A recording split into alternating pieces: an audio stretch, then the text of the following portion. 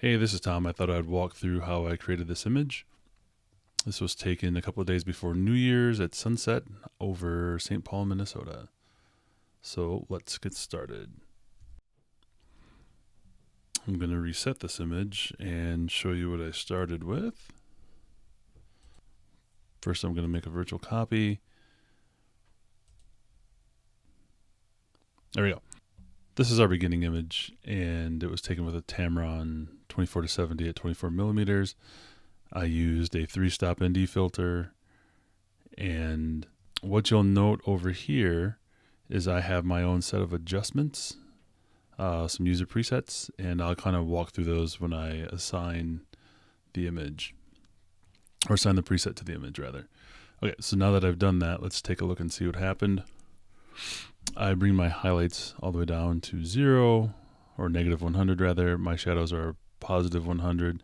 My whites and my blacks I kind of adjust as part of that preset, and the clarity is brought up, the vibrance is brought up, and I've got a bit of an S-curve in the tone curve over here. So let's take a peek. First, I'm going to hold down the Option key and operate the slider, and you'll see that I can just get into where there's just a little bit of white. I like to keep a little bit of white there. And let's look at the blacks.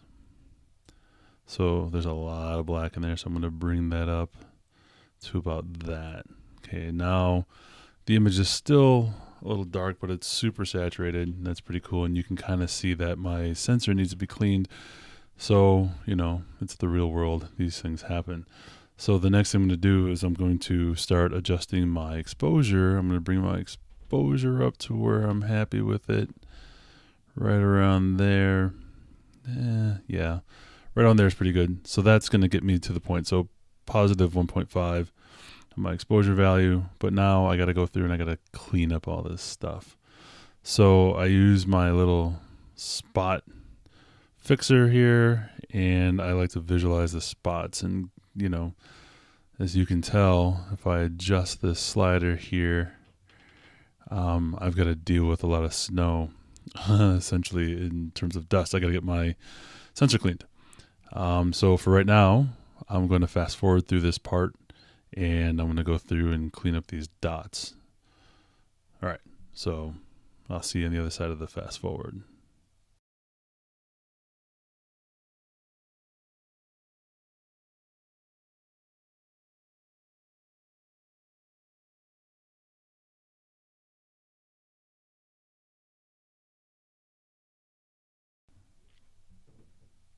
Okay, well, there's a couple more dots in here.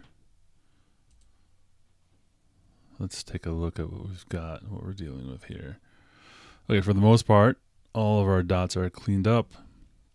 We have some hairs or something left over. I've since cleaned these off of my sensor, but let's take care of those. And with the dots, with the same spot healer here, I can minimize. I can use my mouse wheel and I can just draw over these. Okay, so then I will do the same down here and draw over that. Okay, and then I'm going to draw over this one as well. Okay, is it perfect? No. In fact, this one over here is really bad. But that's good enough for this tutorial. The difference is going to be that Photoshop is going to be a lot better at dealing with cleaning up those sort of things. But let's go down to transform here. I'm going to auto level this thing because it always looks a little off to me. So, all right, so now that's my good starting point. That's where I'm going to be happiest. There's still some artifacting here and there's some artifacting over here, but we're going to deal with that later. So right now I'm pretty happy with this. We're going to go into my favorite editing tool, which is Color Efex Pro. And in Color Efex Pro, I've got a couple recipes that I've put together to make this kind of work out a little bit better. And one of the other things we're going to deal with here in Color Efex Pro, as you'll see in my recipe, There's some I've yet to really crop this one to my liking, so you'll find that there won't be any vignetting.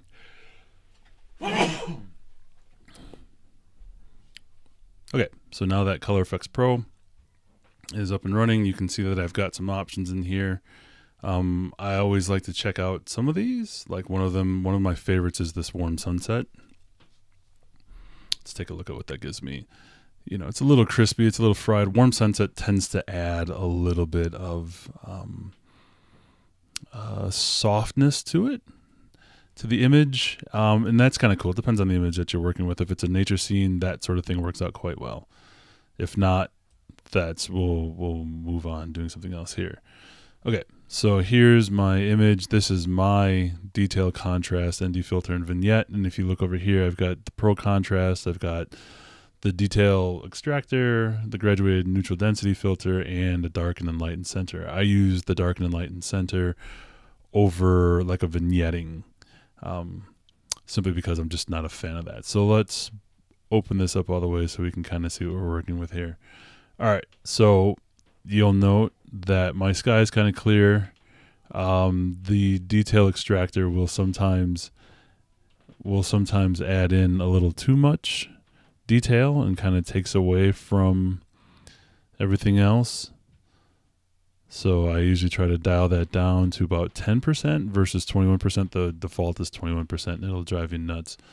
The next one here is the Pro Contrast. I reset these for all of my images, even though it's in my recipe, simply because who knows what it's going to add. So now, as I go through here, you can see it's coming back. It's really, really warm. I want to bring back some of that blue, so I adjust in some of this, the color correctness here.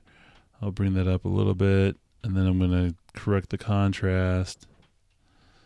But I just want some of that blue to fade its way back in here, and it takes a second because it's kind of a hefty change to make. And then my dynamic contrast, I'll bring that back up a little bit too. And here it comes. I can kind of see it now. I'm pretty happy with that. Okay, it's not too fried, but what I don't want to do is I can turn on and off the darken and lighten center. You can see the difference there. It acts as a vignette. It just is a more controllable vignette, I guess, the way that I look at it. But I don't want to turn that on now, and my graduated neutral density filter is actually doing its job pretty well. So I'm going to leave that one alone. So this is that part here. I'm happy with it, so I'm going to save it.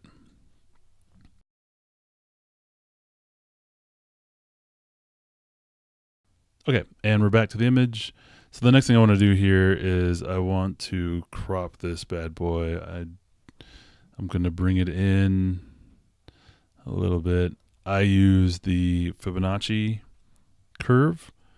It's just my favorite. So what you can use is you can use the O, right? So if I use the Fibonacci curve, I can get it lined up on there. The Fibonacci curve doesn't work perfectly on this, so I'll switch by pushing O, and I'm going to line up the one right on that line there, and then that'll give me something pretty close to what I'm looking for. Okay, and then now I'm going to go ahead and I'm going to add in my vignette, but I'm going to go down here and I'm going to adjust that vignette a little bit more. So what I could do, if I really apply it heavy, if I get heavy-handed with it, I get this dark thing. But I'm going to come back and bring it down a little bit. I'm going to feather it out a little bit more here. I'm going to feather it out a little bit more. And I think that looks pretty good. So to draw your attention a little bit more to the city, I'm going to do one other little thing here and apply a neutral, an ND gradient, graduated neutral density. I'm going to pull one in just a little bit off the bottom here. I don't want it super dark, so once I highlight that, I can use the arrow keys and bump that up a little bit. But it's still going to keep you focused on the city rather than looking at. So, and then because I'm trying not to be a perfectionist, I can adjust this thing, but I want to get it nice and squared up here. All right, so now when I apply it, so I can bring it up I can bring it down. It's just subtle enough to pull you in. And I'll hit done. And if we look at it, that's that. That's how I created it. And thanks for watching.